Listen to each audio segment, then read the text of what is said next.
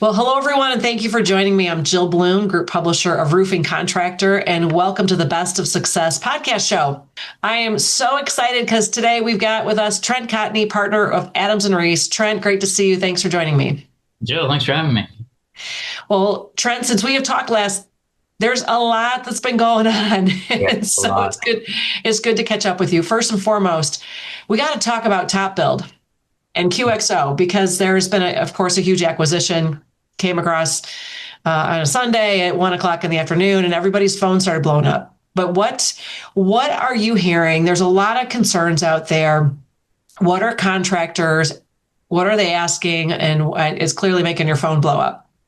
Yeah, absolutely. So, as you mentioned, there was a press release that came out not too long ago that talked about QXO, who is well-known, very large, publicly traded supplier distributor of construction materials, acquiring TopBuild, which is got different arms, but there is an installation arm contained within TopBuild. I know individuals at both companies, and they're a lot smarter than I am, so I'm sure there's going to be more coming out on this. But almost immediately when the press release came out, I had a variety of calls and concerns from a lot of different stakeholders within the industry, and the concerns varied from concerns about data sharing. What happens if I am a contractor that uses QXO? Is my data going to be shared with TopBuild, who is a potential competitor? There are concerns about that competition element. To what extent will TopBuild have access to information that could, hurt a contractor's ability to bid or submit proposals or make them less competitive? And then sort of an overarching thing, anytime you have vertical integration like this is, what efforts have been done to ensure that there's nothing that's anti-competitive or restraint of trade? Obviously, both are publicly traded companies. Again, people a lot smarter than I am work for both of them, so I'm sure they've gone through this analysis and we'll hear more about it.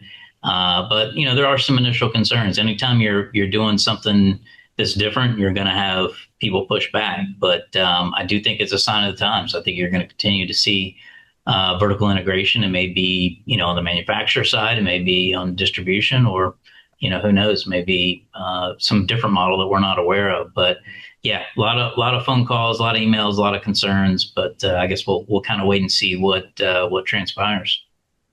Yeah, and like you're saying, I think the biggest piece of it is it's been a long time since somebody has acquired somebody who also does installations. Yeah, yeah, and the other thing is it's not final yet, right? I mean, Right. there's still things going on. The dust hasn't settled. There's just a lot of stuff up in the air. So Yeah. I'm not making assumptions. I don't know how it's going to end up or what it's going to look like.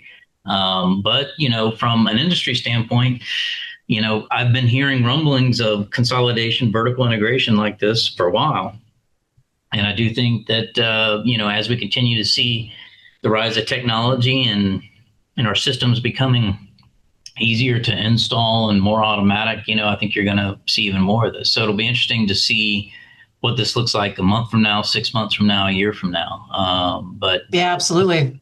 never a dull moment, right? Never, right? That's for sure. Well, something else that's important for us to talk about is just contract provisions. Sure. Trent, and it sounds like you've got some good lessons that you want to make sure you share with everybody because it's a big deal. Yeah, and I preach contracts all the time, and our listeners know that they know I talk about the importance of it. That you always lead with customer service, but the contract is that trench that you fall back into when customer service fails. But one of the things I want to let our listeners understand and know is that the contract provisions that you have give you the leverage, give you the strength to negotiate a resolution. And a lot of times, regardless of whether it's in litigation or it's pre-suit or whatever it might be, you may have a customer or a general contractor or whoever you've contracted with that's unhappy with things. And it's easy to get them off center if you can point to the disclaimer that says you're not liable for that, the waiver of consequential damages, the notice provisions that require very strict notice of claim, all those types of things. They're leverage points. That's how you should look at these contract provisions. The goal is not to make new law, right? New law is expensive. The goal is to settle so you can sleep good at night and move on to the next battle. Now, that doesn't mean that you don't have to go to war. We go to war daily. Got no problem with that. You and I were talking beforehand. I enjoy it. Even though I've been doing it for a while, I still enjoy going to war, and that's something that we do daily. But from a business perspective, if you have that leverage, oftentimes you can put these things to rest and move on to the next challenge. Well, like you've always said, Trent, the person with the best paper trail always wins. Absolutely. That is the story in construction. It is a paper-driven environment, whether that's physical paper or digital. That is how you tell your story in construction. I love it. So I guess if you don't have that paper trail, you're kind of in trouble. Yeah, and you really need to think about advocacy. One of the things that I was sitting around, like you, I travel the U.S. and I was sitting around talking to some contractors, and I said, look, one of the biggest problems I see is these contractors, they'll submit change orders or RFIs, requests for information, or whatever it might be, and they're just pushing paper, right? They're not telling a story. You need to assume that an arbitrator, a judge, or a jury is going to read that change order, and it needs to be as obvious to them why you are entitled to it as it is the person you're sending it to.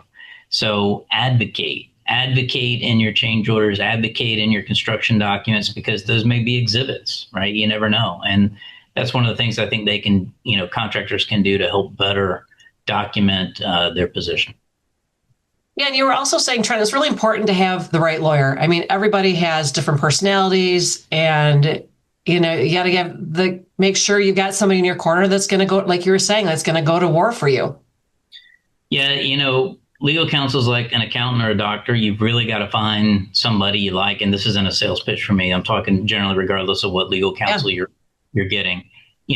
Vet them, talk to them, recognize that there's always going to be certain parameters. All lawyers that are any good are busy.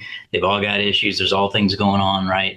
But you want to have somebody that understands what you want to accomplish. There are some customers, some clients that want real aggression. There are others that want resolution, right? You've got to find a personality that fits you. And it's a very, there are a lot of different types out there. So make sure that you're vetting not only for experience and qualifications, but also personality to make sure you've got a good fit for you. Because really, a lawyer is just an advisor. I always say a lot of what I do is business therapy. That's clients call me with problems. It's our job to solve those problems, right? And you want to have somebody that you feel you can trust and talk to if you've got an issue. I love it. Well, always great advice, Trent. Thank you so much for taking the time to share your insights with the industry. If anybody has any questions, how do they find you? Sure, they can always email me, trent.cotney@arlaw.com, or hit me up on social anywhere at Trent Cotney. Sounds great. And if anybody needs us, it's roofingcontractor.com or wconline.com. Follow us on all our social media channels, and we can't wait to talk to you soon. Thanks again, Trent. Thank you.